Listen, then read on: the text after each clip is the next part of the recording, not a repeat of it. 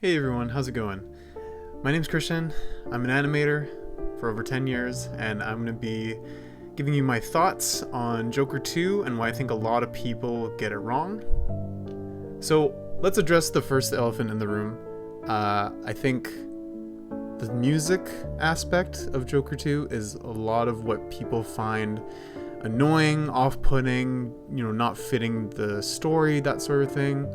And I think on paper, having it be a musical is not completely out of left field, because there is a scene or there are scenes where Joker sings or does a sing-song type of performance when he speaks. And especially in The Killing Joke, there's a famous song when Jim Gordon is being broken up by the Joker in his carnival ride, and he's singing a song as he's taking this journey and seeing pictures of his daughter who was harmed and basically crippled for life. So it's not completely out of the character of Joker to have a musical or musical elements like this, but I think the main gripe with the music is the songs of the film don't enhance the scenes or push the narrative at all. Generally, if you look at musicals, the songs propel the story in some dramatic way or convey a character's inner thoughts with extra nuance in the lyrics and physical performance. Outside of the first song, the rest of the information given in these songs that appear, generally, we already know them about Arthur, his relationship with Harley, and the entire vibe of the scene. We're not really getting anything extra that we don't see played out right before the song starts. And it's not that in a musical it can't be a musical. Like, obviously the way they did it is fine, but every song should have narrative weight or an effect behind them, right? Like, they shouldn't interrupt a narrative beat of the story. It should be the beat of the story. Like, you look at something like Hamilton, right? Or any other musical like Rent, like each of these stories, even like Disney movies, right? All the music is part of the story. They're not a detachment from the story and just like a monologue on the side that doesn't matter to the context of the story. That's why I think the first song had potential, because it was in his head. It was fantastical, right? So I think in that way, it doesn't really give you the gratification of being a good musical, even though like some of the songs, they do kind of go above and beyond to again to give you a fantastical performance. But because there's no narrative weight behind them, it feels annoying, and that is distracting from the story, right? The second biggest thing I would say that a lot of people get wrong, I think some people have mentioned this casually here and there, but not with much detail, but Joker makes almost no choices in the film that matter. He constantly is passed around, forced into doing things. Events happen to him, and it's usually driven by other characters choosing actions either off screen, like with the bombing of the courthouse, and then him being captured and taken away for safety, and Arthur's simply along for the ride. His lawyer and psychiatrist is pushing him to go for an insanity plea. Harley is pushing him in another direction, and that's fine for a part of your story if you're trying to make this sort of passive protagonist where he's constantly being pushed and affected by other people. That's totally fine, but there's got to be a moment where he makes some sort of choice. Like, he does make choices to some degree throughout the later parts of the film. Like, he makes a choice to flee from the Joker fandom, and he gets punished by that for by being arrested again and then eventually murdered. But if the purpose of the story was Arthur became bigger than his own myth, which seems to be a lot of what is in the film, like an accidental ideology from the previous film that he created, I think then there needs to be some resistance or discomfort in Arthur's performance, or Joaquin's performance specifically, as he gets jerked around, and the two forces need to also be equally strong to show tension and uncertainty. Because at the beginning, he cares a lot about being, a good prisoner, a good convict, right? Being on good behavior the whole time, getting good terms with the guards, listening to a psychiatrist, doing what she says. And then when Harley comes around, he kind of just abandons that whole side. And I don't really see, at least for me, it didn't really work there was no push and pull between both things. It was just kind of him resisting himself from being the Joker and like not feeling like he wants to do it, but it didn't feel as strong as it could have been, just to show like that tension, so you're in suspense of knowing what he is or isn't gonna do, right? I think it might have been better to actually show some of the outside fandom affecting the courthouse drama, because you hear about it in the news, but you never see like fans planning to do stuff. You don't see the bombing being planned, and I think that would make a little bit more of it would give certain moves that were happening more clear objectives and give a bit more suspense throughout the course of the film, because something is building towards some sort of mystery, right? Like, for example, the classic Alfred Hitchcock saying that, if you have a couple of people talking in a coffee shop for 5 minutes, and then after 5 minutes a bomb goes off, right? Not very suspenseful, right? It just kind of happens out of nowhere. However, if at the beginning of the 5 minutes, when the characters start talking, you tell the audience that there's a bomb underneath this table that will blow off in 5 minutes, that is much more interesting. So I think elements of that could have been injected into Joker 2 overall. I think another thing about it, I'm not technically sure this is an issue, but this is something that bugged me. The movie is trying to make me feel empathy for Arthur, or at least sympathy, and I think generally it feels off because it's using Joker from Batman's IP as the framing work. So because I think any other Batman villain would work in this kind of context of a story, like this kind of plot, except the Joker. So I understand this is based on, the previous film. The character was already established somewhat, so you kind of know what to kind of expect. But I think with the back of my mind, there was a lot of stuff I was waiting to happen that never really did, just based on our preconceptions of the Joker in every other iteration. Just because there's certain things, I don't know if these were intentional, but he would like call back to certain moments, and I thought that they would lead somewhere, but they never did. So I don't know if that's bad filmmaking or he doesn't know how to complete a thread.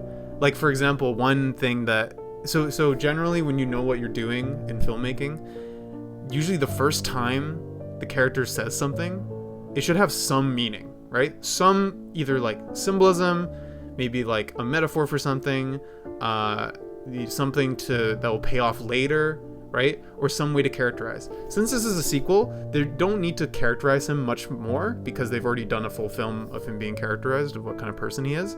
So when he says the first line in the film, and I paid attention to this because he didn't talk for a long time until he's in the scene where he is being recorded and getting interviewed, and the first thing he says is, "Can I have a cigarette?" I'm 99% sure his first line is, "Can I have a cigarette?" Now, he says this multiple times in the story. Multiple times. And it's the same context and situation almost every time. Usually it's a person who is controlling the situation. Usually it's a guard that gives him a cigarette, right? Something like that. And correct me if I'm wrong, I don't think it leads to anything. Like the last time versus the first time, there's no difference in how he uses the "can I have a cigarette," right? If this was Parasite, right, Bong Joon-ho, every time the stone that they're gifted as a family gift appears, it has a new meaning every time it's brought up or used, right?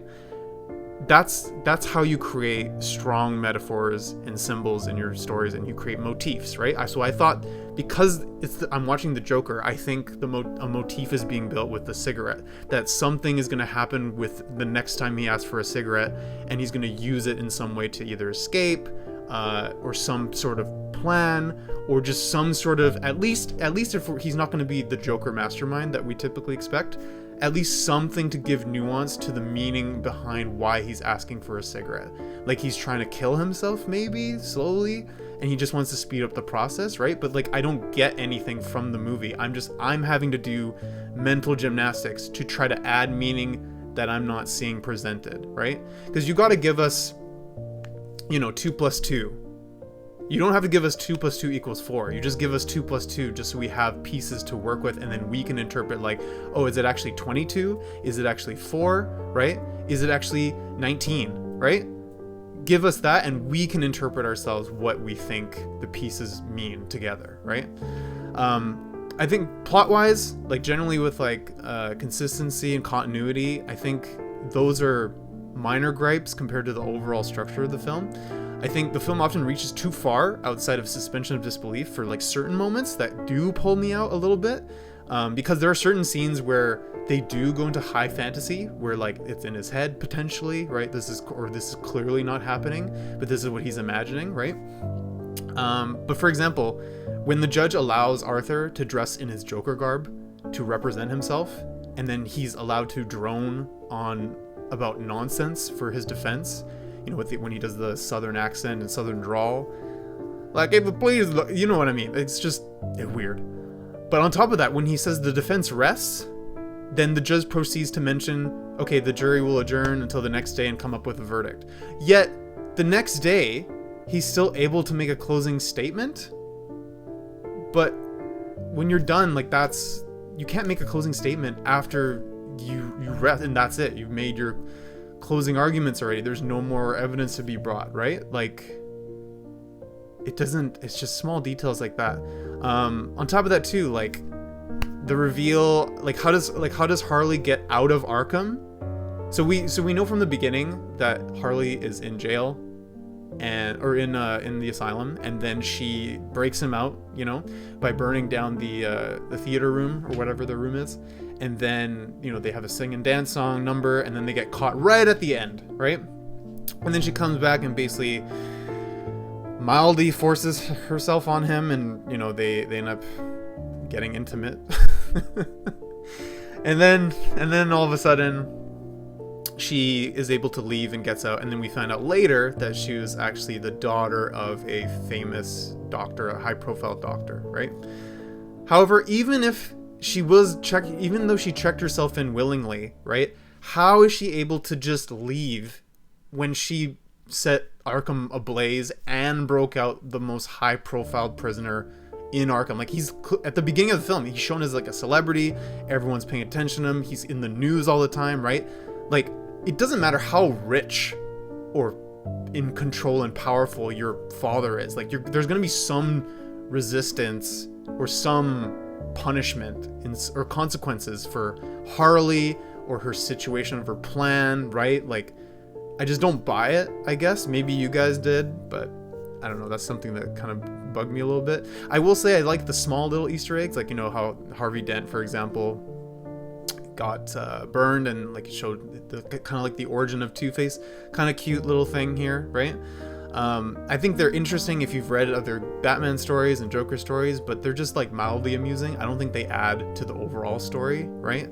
I think plot-wise of what everything happened, I think one big moment or missed opportunity is the reveal of Harley that he was lying to Arthur. I think that should have been a way bigger deal, because especially in the last movie, he murdered his own mother for basically lying to him his whole life. So I feel like he should have been very sensitive to that some other woman who got into his heart a little bit and got into his head basically found out that she was lying, right? Like, he had no reaction, like he's desensitized or something. But that's not the kind of person Arthur seemed to be from the first movie, right?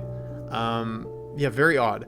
And in terms of the plot and what happens, I think my favorite part, if anything, like, obviously it's shot well, you know, cinematography is great, lighting is really cool, framing, blocking, all that sort of foundational stuff. It's a well-made movie, a lot of money behind it, so it should be, because if it's not, I really would be surprised.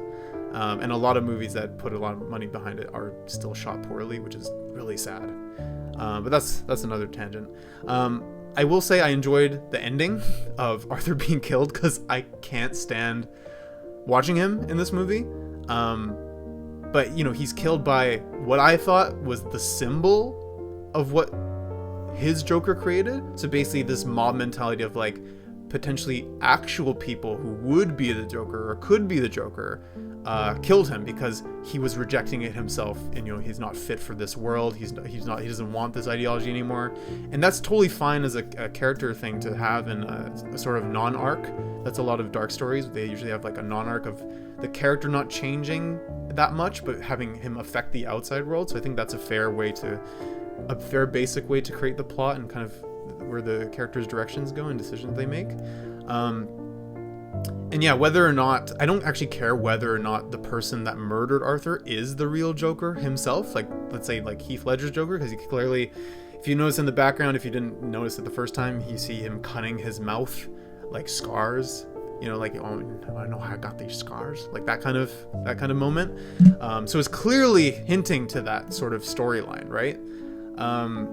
But yeah, I tried, usually whenever I see a movie that has potential, but that kind of missed the mark a little bit for me, or is just awful, like I actually like watching not bad on purpose movies, like B movies, but like movies that just completely don't work structurally or story-wise for whatever reason.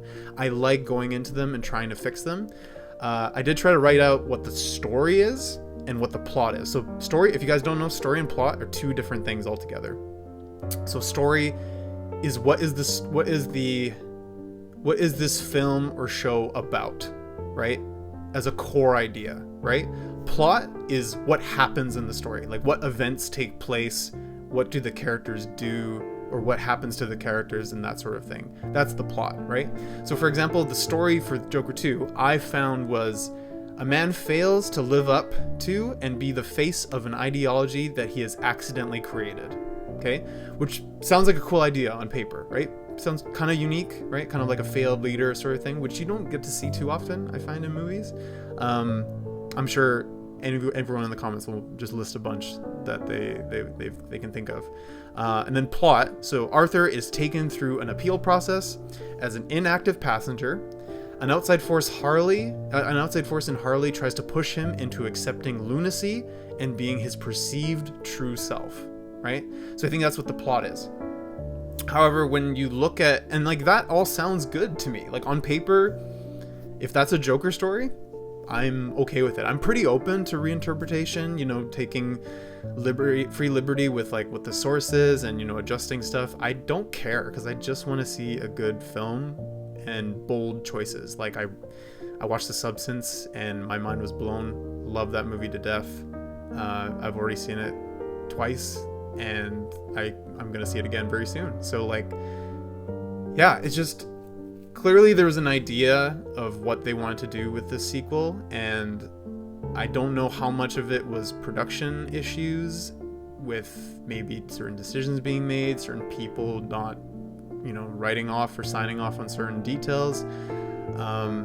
And I've seen the argument floating around, like even Tarantino has brought this up, that it's a surreal film. It's a fuck you to the fans of comic book movies and that sort of thing.